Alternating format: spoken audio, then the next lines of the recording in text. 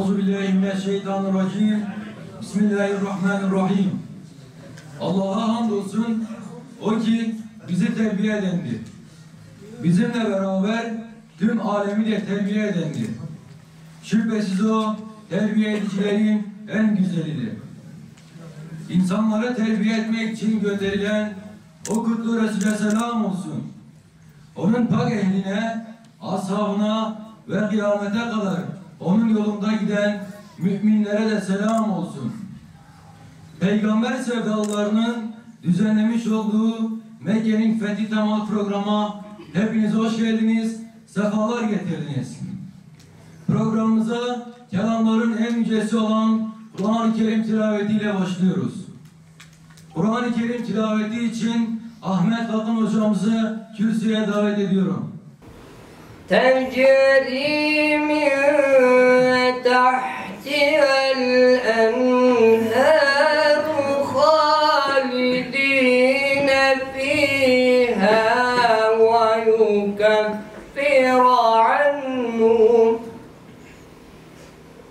ويكفر عنهم سيئاتهم وكان ذلك عند الله فوزا عظيما. Mekke'nin ulularından Ebu Süfyan şehrin dışında Allah Resulü Aleyhisselatü Vesselam'ın yanına geliyor.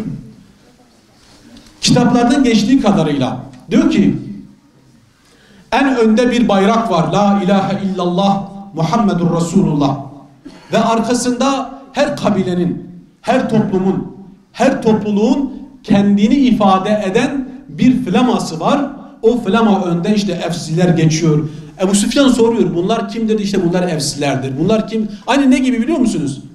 Hani Müslümanları düşünün, şu anda dünya Müslümanları düşünün veya özelde Türkiye'deki Müslümanları düşünelim. Hani her birimizin tabelasında, bizim tabelada peygamber sevdaları yazıyor değil mi?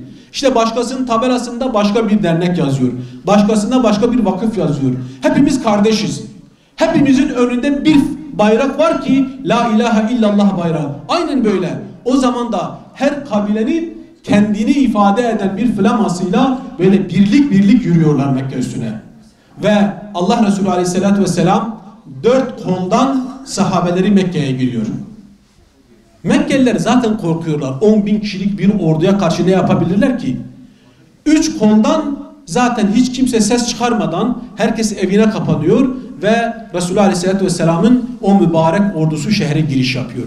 Sadece 4. koldan Halid bin Velid'in komutasında olan birlik Ebu Cehil'in oğlu İkrime bin Ebu Cehil o hafif bir karşı çıkıyor, bir vuruşuyorlar ama o da hemen teslim bayrağını çekiyor ve bu şekilde arkadaşlar Allah Celle Celaluhu bu emin beldeyi, bu kutlu şehri Müslümanların eline veriyor ve Allah Resulü Aleyhisselatü Vesselam Mekke'yi fethediyor. Bizim çıkaracağımız ana derslerden bir tanesi de şunu iyi bilmemiz gerekir ki kim olursa olsun, kimlerden olursan olsun, yeter ki Müslüman olsun, ehli kıble olsun.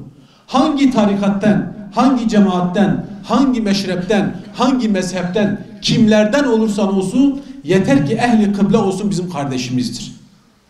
Hepimizi kapsayan bir bayrak var ki tevhid bayrağıdır bu. Olabilir. Gönül istiyor. Türkiye'deki bütün Müslümanlar peygamber sevdalıları bayrağı altında bir araya gelsin.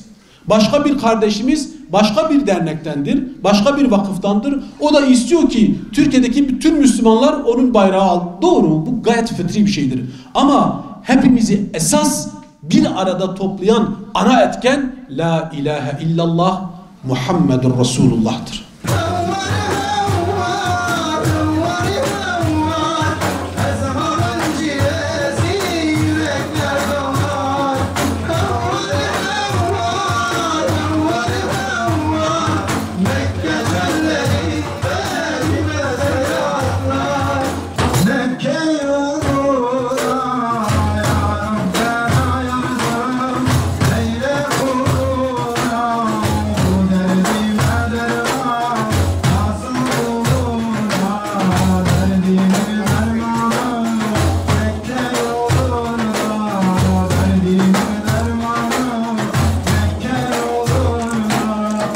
Bir yaprak gibi rüzgarda titreyen şu ömrümüzü dalından koparmadan hayrınla ve nurunla besle.